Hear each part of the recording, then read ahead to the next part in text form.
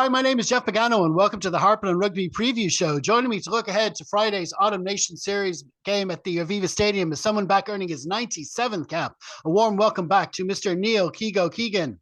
How are you? I had to download a new version of this app and it's making me look younger. Would you look at this? So I'm going to keep this going for the rest of the day. But no, good to talk to you. That's the paid version, is it? I paid a lot of money to look this bad. Yeah. Am I missing? Okay, listen, obviously we welcome all our viewers, but I'd like to give a special shout out to some people in particular. First, to everyone who has switched from Twitter X to Blue Sky. The follower numbers are increasing by the minute over there ever since the first week in November. Can't imagine what happened to cause it, but whatever it was, I see loads of decent engagement and not a whole lot of bot activity as yet. So it's looking promising for now. So maybe for the next while, that's where we'll be doing the bulk of our discussions, especially during our feature matches. If you haven't set up an account yet, maybe give it a go. And finally, a special hello to the regular viewer who loves to get in some schadenfreude whenever Leinster or Ireland lose. They took the time to watch back over our New Zealand preview, Matt, so they could leave this comment. Can't wait to watch our Argentina preview with the laughing emoji. Listen, I'm glad to have another 2 views from you. I hope you managed to get me what you're looking for yet again. Welcome and enjoy the show. Okay, so listen, Keego, before we look ahead to Friday's match, obviously we have to look back over that game last Friday. What did you make of it? Yeah, I was watching it from America with American commentary, which was interesting. But look, it was a bad day at the office. It's a tough way to start the November series. I think the reaction has been beyond over the top. It was quite clear that we were a little bit rusty. Mistakes were made that don't happen. And so this week is the week to show that was an aberration. Everyone calm down, okay? Just relax. I understand we want to avoid talking about work and mortgages and bills, but this is not where you bring it, okay? It's a game we're all passionate about. It was a bad day at the office. Whether you're working at McDonald's or in the big jersey in the Viva, we all have bad days. You got to brush it off and you got to move on.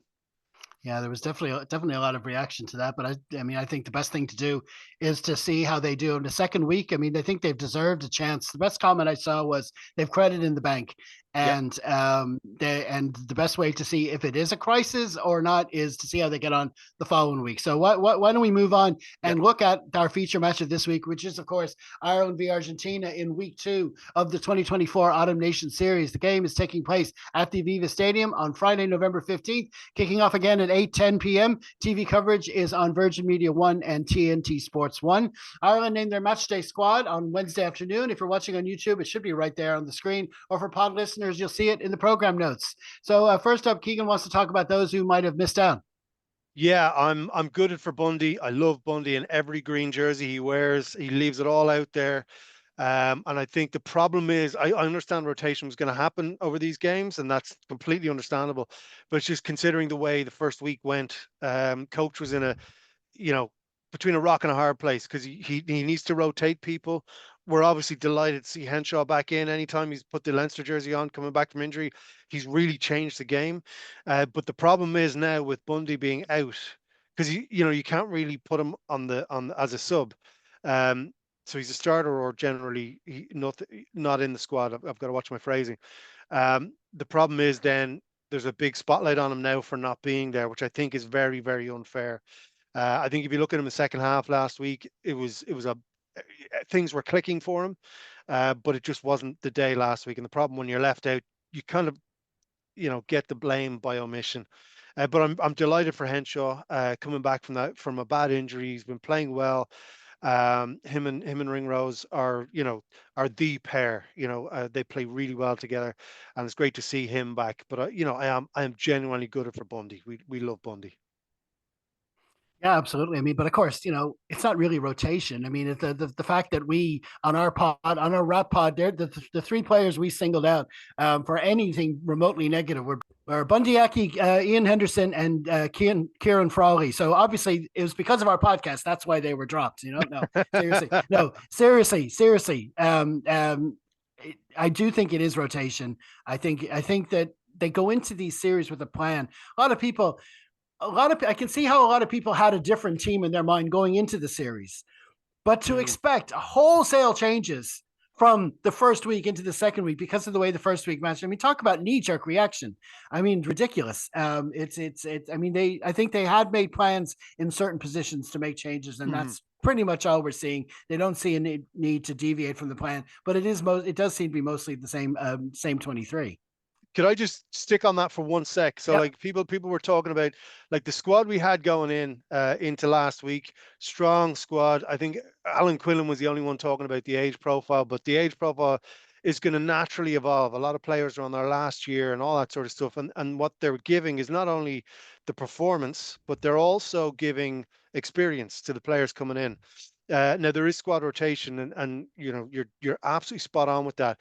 It's just very it's unfair when the squad gets a chance to go again and one player doesn't. You know what I mean? So that's something that Farrell and his team need to negotiate with the player himself. I'm sure it'll be absolutely fine. You know, like I'm delighted that Baird is in. Good at for Henderson again, but like Baird again is a different player. So we're playing a different game. He's athletic, he's strong, he's quicker than most of the forwards in the squad and most of the backs as well. So like that's another threat that we're trying to add in. It's just tough when the team gets to go again, but certain players don't. And that'll be a test for Bundy and Hendo as well. But look, it's nothing surprising in terms of rotation. It's just it's tough how sport works at the top level.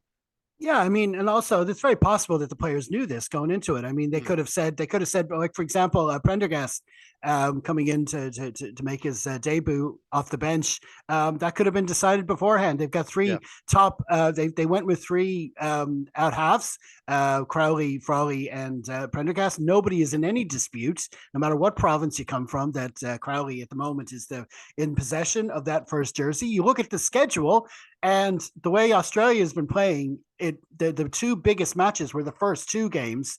So you're going to pick your best team. A lot of people say, "Oh, November is a time for experimentation." Yeah, fine, but you also want to win them, and you Hmm. also want to practice with your team ahead of the Six Nations. You want to give your team the best workout ahead of the Six Nations because there's no warm up games for that. So.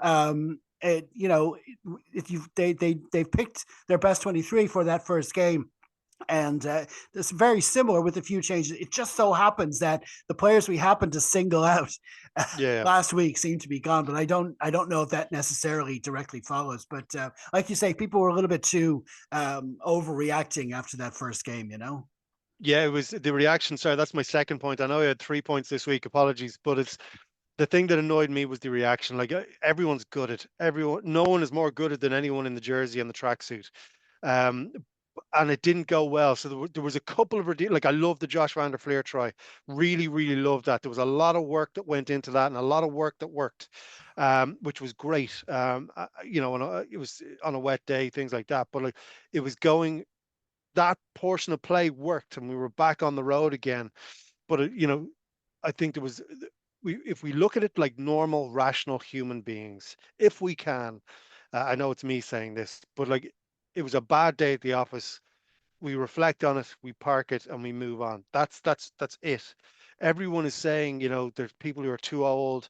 Like when you turn around to people and you say, right, Keane, let's say for example, on all these players we love, Healy, O'Mahony, Henderson, right? Those three players, just picking that out as the example. If we take them out of the subs bench, who do we put in who has, okay, obviously skill level, experience, leadership, uh, and young players look up to these players? Who are we going to put in there?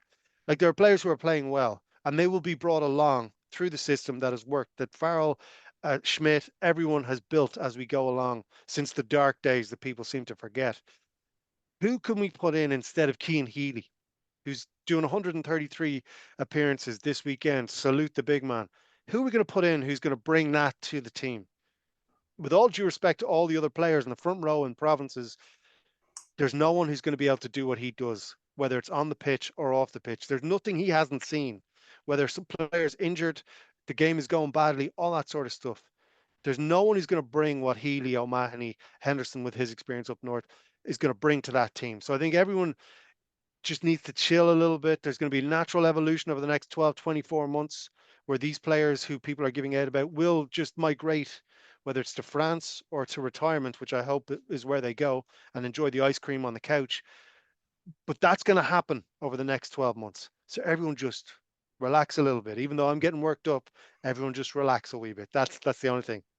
Absolutely. And for your third point, you want to talk about the way the Ireland coaching ticket handled after the post match time. Yeah, absolutely. And as tough as it was to hear, the brutal honesty out of Farrell, brutal honesty in relative terms. I know the team would have gotten a different version behind closed doors, but in terms of when he's speaking to the media and he's talking about things that went right, things that went wrong, um, it was a very honest post match week interview series from Farrell. You could tell he was disappointed. You could tell he was expecting more. And I think he was sending a public message without being mean about anything. I think he was just stating fact. And I think that's good to see from a head coach. And I think it shows the mark of the man. Brutal honesty, and like you would have dealt with the team in a separate way, of course, but brutal honesty to the media without throwing anyone under the bus. He was he was honest about what he saw, and he saw what we saw. His reactions were similar to ours, and I think that's a great thing for a coach to have, that honest relationship with the support base. Forget the media. He's talking directly to us in those interviews. And I think that's a good thing for us to see from a coach. There's no talking around it and, blaming things and all. He was very direct with us as a support base, which I appreciated. Yeah, and I think a lot of this reaction from the fan base is it's harkening back to the time when we hadn't beaten New Zealand. We got used to beating them. We were used to being around seventh or eighth in Mm-hmm. the rankings. Where maybe sometimes we'd go up into fourth. But you see, but Farrell seems to be putting a belief in his players and playing and preparing for matches with this belief that Ireland belongs in those top four places. Ireland has standards where they should be in those top four places. We did see it at times. They started the match Mm-hmm. really well before halftime, just after halftime against New Zealand, Yep. but it just wasn't an 80-minute performance. And if you're playing one of those top four teams and you don't put an 80-minute performance, you're going to get beaten. It's bottom line. And that's what Yep. happened. And it's a question of just getting back to those standards. Okay, well, listen, let's take a quick look at Argentina. Now, after a very successful rugby championship for them, where they managed to beat all of the other three sides for the first time, although they also lost to each of them as well. Felipe Cantaponi's side have gotten their Autumn Nation series off to an emphatic start last Saturday, racking up over 50 points against Italy and Udine, which saw them climb to fifth in the world rankings. What do you make of their team, Keego? Yeah, well, we love the doc around here. We love Felipe. We like what he's trying to do. Argentina always try and play big ball. They have a big front row.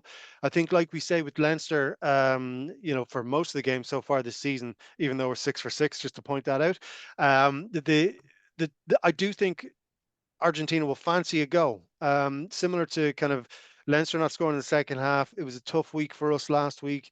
They may think, and in decades gone past, it may be the case that we're a little bit delicate going into this week between the ears. That's not going to be the case, but Argentina are going to come and they're going to go for it. So that's why, different things need to happen. Obviously, we need the performance. They need to perform, 85, 90% of their optimum to actually be in the fight at the end of the game. We need to perform. We need the atmosphere that is there sometimes in the Aviva. We need it to be there from before the lads arrive. But I think Felipe is going to come. They're going to come and play ball. They're not going to come and do anything silly. I was worried that last week would degenerate. It didn't, but that was something I had in my mind. This is going to be a good game of ball. It's going to be a skillful game. It's going to be a tough game. And Argentina, I think they will fancy it. Yeah, I mean, you look throughout the squad. There's lots of players there that they can hurt you. You know, Montoya, Mm. Matera, Malia, the fullback. And there's lots of names there. That a lot of quality there, individuals. But I think Dr. Phil is the key. He knows this Ireland Argentina rivalry probably more than anyone. Where we play a lot in November when it's a World Cup. They win when it's not a World Cup. We win. Yeah. It's kind of that's the way it's gone over the years. So but he obviously he knows a hell of a lot about the Irish mentality. He's played, he's coached here. He knows where we're coming from. So he's going to obviously instill that into his players. They're going to come there, not um, doesn't it might be officially an end of year tour for them, but that won't matter. Hmm.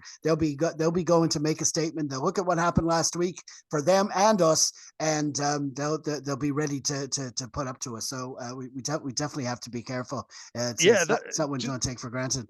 Sorry, just one more thing. I actually took notes on this. Like, you look at the games that New Zealand, Australia, and Argentina played, obviously in their own competition coming into November. Like I know there's a bit of a narrative in the past where November is the time for us to get them, because like maybe they're tired or whatever after all their games. Like last week was our first game since going to South Africa in June. Like that's we got to think about it that way. Like Yep. so and it's unfortunate, but it is what it is. Yeah. So we have to play. We have to play this weekend, Friday night rugby. We have to play Friday night lights rugby as if we've been playing all year. Yeah. And that's just what's got to happen. Like we've got, you know, we've 2 wins from 5 when you look at it. Now they're big wins that we had in South Africa and things like that, but Argentina are only 3 wins from 5 because they're up and down, like you said. So, but they are battle ready, and we need to. There was a shock to the system last week, and we need to be battle ready. Absolutely. Okay, so we'll now take a quick look at the officials. Paul Williams from New Zealand will be holding the whistle, and he's got his full team of assistants there, including the foul play official there as well. The weather for Friday evening in the Viva, it seems like it's going to be kind of similar to last week, maybe a bit windier. We had it started to get really cold in Dublin earlier in the week, but now it seems it's getting mild again. You just can't really tell what the weather's going to be doing, but it does look like it's going to be similar. But anyway, listen, Keego, why not take a quick look at what else is going on in the Autumn Yeah. Nation series? A lot of other matches going on. Which one caught your eye? Yeah, I caught the highlights of the Australia game last weekend. So I'm going to be watching Australia versus Wales. I have an irrational hatred of the Welsh team, not Welsh people. So I'm looking for, let's be honest, I'm looking forward to watching that game. I'm delighted to see what Joe was able to concoct last weekend. Obviously, England urinated on their own feet a wee bit there at the end, but I'll be watching Australia and Wales. Yeah, they're the two rugby unions who like to sort of back and forth hold my beer with stuff going wrong back at home. But it's Wales seem to be in the ascendancy there, so it's one that they really need to put in a performance for sure. But anyway, listen, going back to our own match, it's head on the black time. How do you see it going on Friday? Well, I've actually got my picks in this week in Super Blue. So I think I picked Ireland by 7-10. I think it's got to be that at least, and I do feel it will be. We're a long way from doubting this team, so I think they're 7-10 for Ireland. Well, either we're going to be very happy celebrating a result like that, which I would definitely take, or our commenter friend is going to be having a good old laugh and coming back and leaving funny comments on the YouTube. So someone's going to enjoy that, whatever happens. So, We'll see him next I week. agree with exactly. Well, that's brilliant. Thanks a million there. We're going to leave it there. What stand-up gigs do you have coming up? So yeah, the next big shows are December 5th and 6th. So we've sold out Greystones, which is going to be great, and then we're in the Mill Theatre on December the 6th. So tickets at keegolaughs.com for that massive show in the Mill Theatre. Brilliant stuff. And you'll find the link, of course, all that in the program notes as well.